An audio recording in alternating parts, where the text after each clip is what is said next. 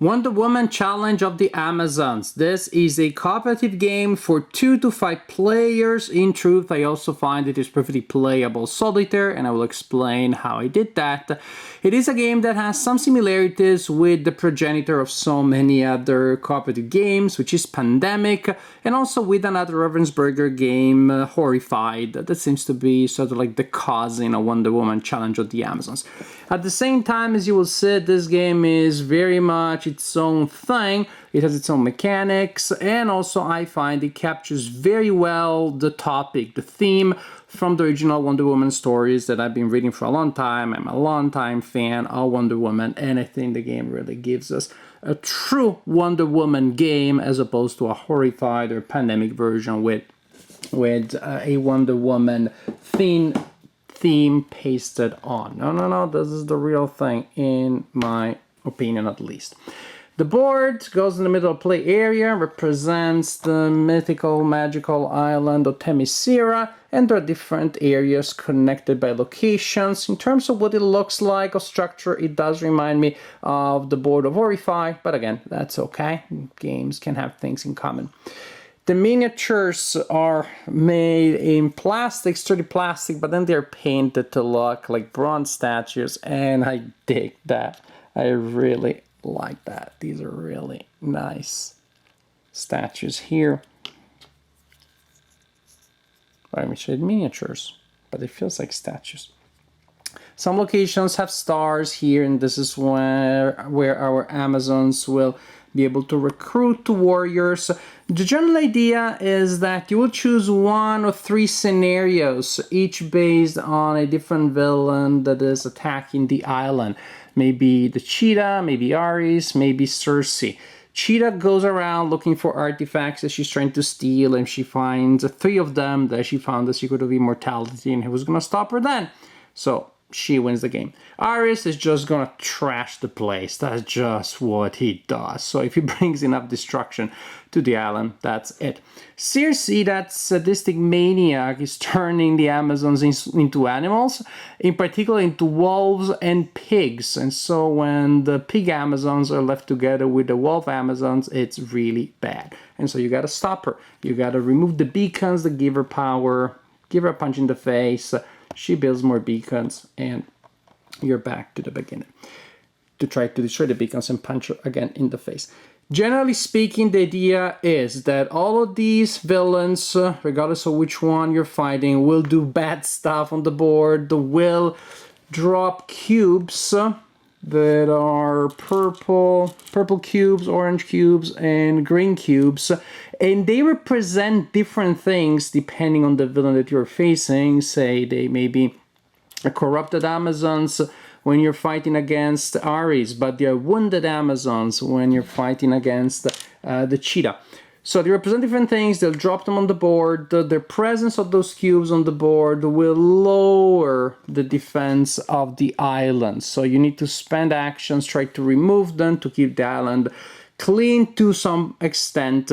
But also you have to take some losses because while you're doing this, trying to keep the destruction of the island at bay, you also need to actually reach the physical location of the villain and attack them. And when you attack them, you will inflict damage on them.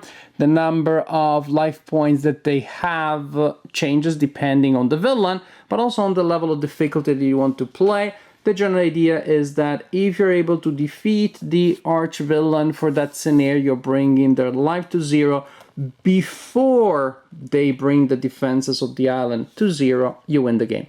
If they bring the defenses of the island to 0, you lose the game. And also, other scenarios have different ways for you to lose the game. For example, the Cheetah scenario, you also only have a limited amount of time to do it. There are ways in which she forces you to discard extra cards from her own deck, and after a while, it's bad. If you shuffle the villain deck too many times, it's bad. Each villain comes with a miniature, paper, cardboard, standee, representing the position of the villain, and then you have a deck of villain cards. plus you have a large card indicating what the villain does. The villain acts at the start of the round, then the Amazons act, and the Amazon's turn is always the same regardless of the villain, and then at the end of the round, negative effects related to the villain apply. And again, as you can see here, you have a representation of what those cubes mean depending on the villain.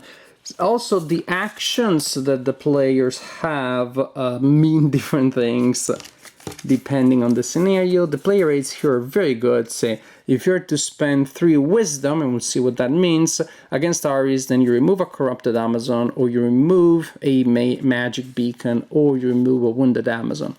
And say, oh, just removing. But for example, here, by 2 swords, we'll see what that means, you remove a servant of war, but here you move a wolf Amazon by spending, by the way, a different amount. So actually there is quite a bit of variety around the same pool of components. Now, the actions that the Amazons perform will be directed by the play of cards. You will use the icons here at the bottom to fuel actions, and also there may be other text that gives you different extra abilities and effects that doubles the card's emblems. So these are the values of the emblems. You also shuffle a number of cards representing artifacts. When the artifact is found, you find the card, you place the token in the corresponding location on the board, say the palace, that's the palace, and then the Amazons can collect them, and these artifacts will give them special powers, advantages, and abilities. So, you shuffle these cards and you shuffle the villain deck, and then you start the round by doing what the program of the villain tells you. And let's use the cheetah, because actually I think she's my favorite villain. At the start of the round, you deploy 1 minion of the cheetah in the location in which is, and so there we are. And there we are. Next, we draw a card, ignoring its effect from the cheetah's deck, and we simply look at the location indicated here at the bottom. For example, now she moves to the monument to Zeus, which is up there. So she goes there. Next, so we draw a card just to find where she moves, and this is common to every villain will move using this same procedure. Read a card from their deck, and you only look at the location.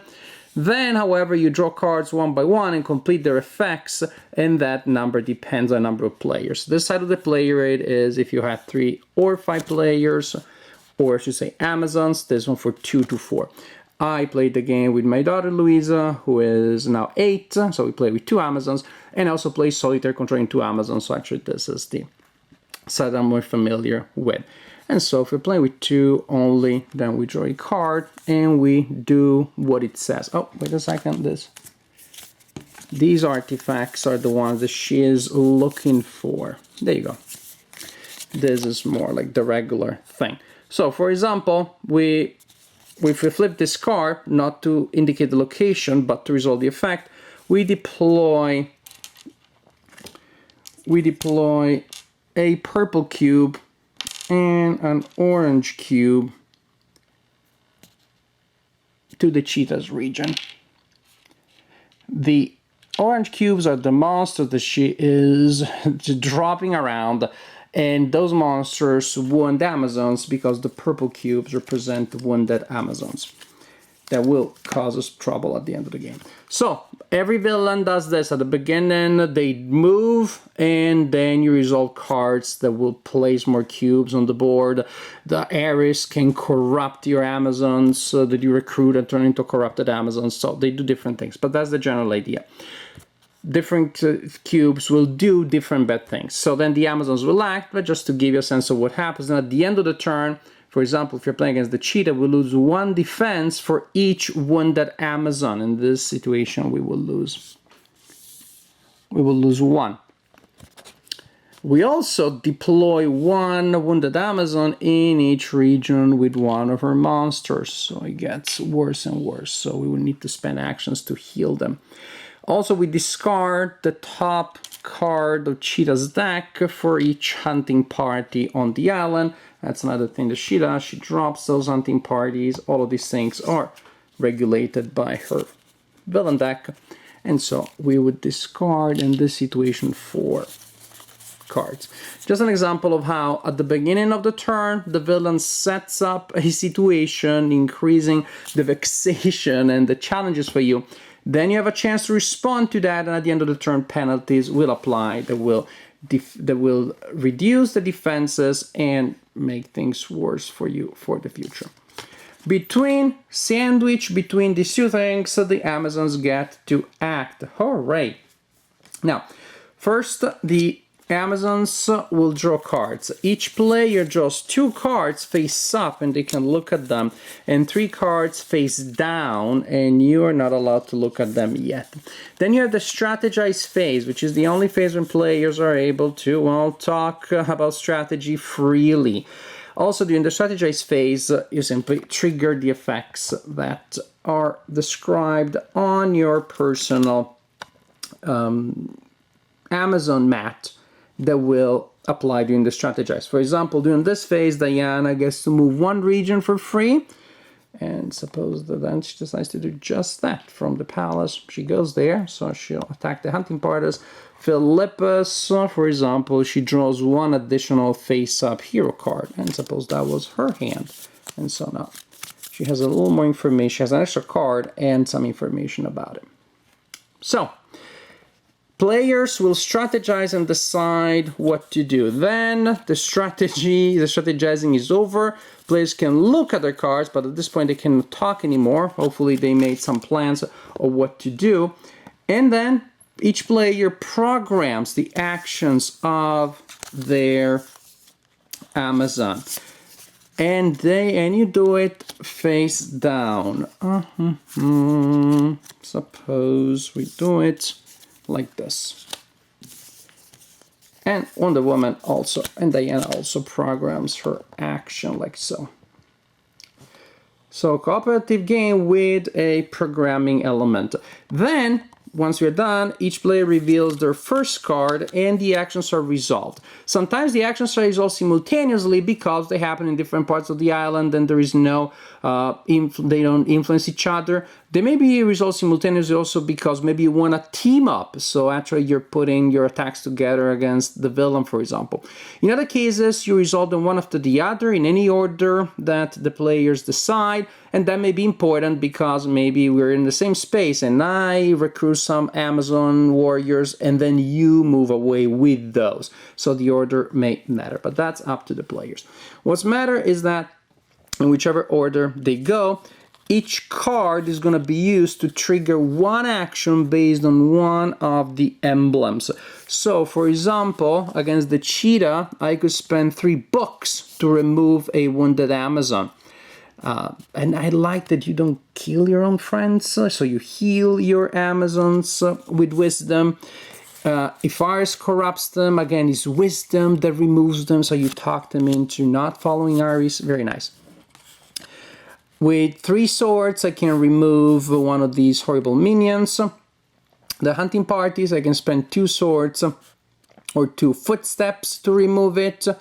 With 4 of any kind, I can deal 1 damage to the cheetah and then also resolve an effect.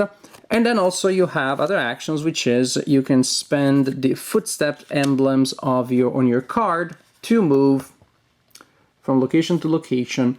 Also, if you're in a location like this one, suppose it's this, we're resolving Philippus. So action number 1 for Philippus is to use 2 wisdom or move up to 3 spaces. She decides to move up to 3 spaces and she goes here and stays there. Then Diana resolves her action, whatever that was. Could have been, her actions could be to attack those hunting parties. And she has 4 swords. It takes 2 to remove a hunting party, so she removes 2 of them. Now we go to action number 2, 1 for Diana, 1 for Philippus. And Philippus has selected this action here, the star, which is the recruit action. Can only be taken in those locations, and for each point on that action, there will be 3 in this case, you place a warrior Amazon in that location, which are represented warrior Amazons you recruited, represented by those white cubes. They basically can be spent, they can move around with you, and they can be spent to add to your, to whatever is the number of the emblem that you're doing. And so, for example, now we resolve the 3rd action, and Philippus is right there. She decides to use her swords. Again, we are fighting against the cheetah, and so she uses 3 of them to remove an enemy, and she has 4. That's more than enough. Suppose that there were 2 enemies there. To remove both of them, she would need a 6. So she plays this card, but she also has 2 of these Amazons, and she uses to produce another point each. So 4 and 2, that is 6, and she's able to remove 2 cubes. This is the general idea. Each turn, you get 5 cards, strategize when you only have limited knowledge of what you got, then resolve the actions, and then you go to the end turn, in which you have to resolve negative effects. Start a new turn with the villain moving around. But again, you see, you get the general gist. You're trying to stop all of these levels of danger that are damaging the island, while also at the same time trying to find the time to reach the villain, give them a hit, reduce them, and then continue like this until either you stop the villain and you win the game, or they destroy the island and then you clearly lose the game. Wonder Woman Challenge of the Amazon. This game is great. I like it even better than its brother, cousin, whatever's the relationship, Horrified, with which it shares similarities. But it's fantastic. And I like old horror movies, but I like superhero comics and Wonder Woman as a character in particular even more. I just love the theme of strong women banding together, teaming up, and kicking butt. And that's precisely what you have here, which is very true, by the way, to the comics. So you have a very strong thematic flavor. It's really a game that captures that essence of these strong women going around fighting, but also supporting each other, but also protecting each other. With Circe, it's almost like a puzzle as you try to move around these poor wolf Amazons and pig Amazons so they don't kill each other. The fact that you're using wisdom to remove from the board the corrupted Amazons, which means thematically they go back to your side. Maybe they're recovering, that's why they're not helping you. But it is wisdom that heals your friends. The same happens with the cheetah. But then when it comes to the enemies, those swords come out because you don't mess with the Amazons. I love that. I love how the mechanics really render the theme. The theme shines through the mechanics and the components, which in my opinion are very, very good. Maybe the card's a little thin, but other than that, the game just is great. Even when you open the box, look how amazing it looks like. Boom, this is what you see. This is the image on the back of the board. You never see this image during gameplay, but the board has just been designed so that as you open it, boom, great presentation, which is something Ravensburger has been doing fairly consistently in their games. And I love the element of presentation. It just gives you the sense of like, they really look at the game as something that you experience, you take out of the box, you look at, you play with. Awesome stuff. Gameplay is very strong. Now, I played it together with my daughter Luisa, who is 8, so you can definitely play this game with children, and we played it so properly, strategizing, then secretly programming our moves and hoping we didn't mess up too much, and it works that way. In these times of quarantine, maybe you prefer solitaire games, and this game is perfectly solvable. The way I played it is you choose an Amazon, you draw 5 cards, and you look at all of them. You don't do the 2 and 3, you look at all of them. But you program all 3 actions before you look at the cards of the next Amazon. So you 5 cards plus possible cards due to superpowers or specific powers. 5 cards, program the 3 actions, discard the rest, draw the cards for the next Amazon, program that one, and program the following one if you want to play with more. And then you resolve them normally. Action 1, action 1, action 2, action 2, action 3, action 3. It works beautifully. You still have the ability of synergizing. Okay, I really want them to go there, so I'm going to put a movement card here. And I hope that when I draw cards for the other Amazon, I'll be able to also get there. So the second action for both will be to team up against the villain. So you still can strategize, you still coordinate, you can still try to create this team action, but you may fail to do so because the cards of the Amazon that you draw after you committed to the first don't work. So it really simulates and mirrors the challenge of the parallel programming that you have in multiplayer. And in general, the game just plays very well. It's so much fun to go around the island and perform all of these actions, saving your friends, attacking these enemies.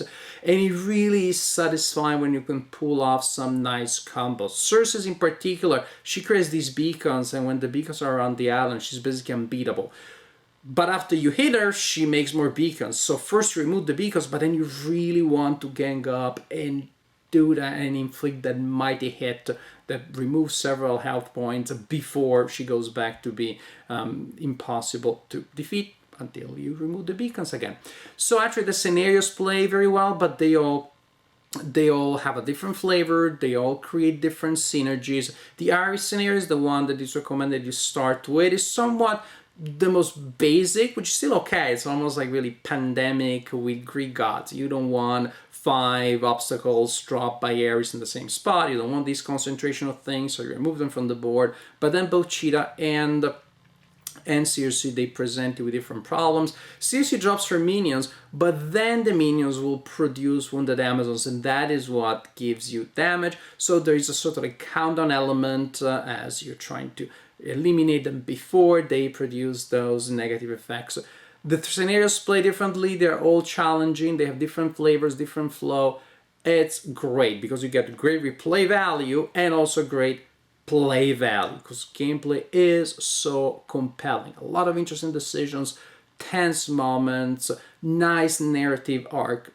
Honestly, frankly, I can't think of anything that I enjoy in a cooperative game that I don't find here. Can't think of anything I could ask for more from this game. It's an excellent game, truly excellent game. Please give it a try. It's so good. Wonder Woman Challenge of the Amazons. Really impressed by this game.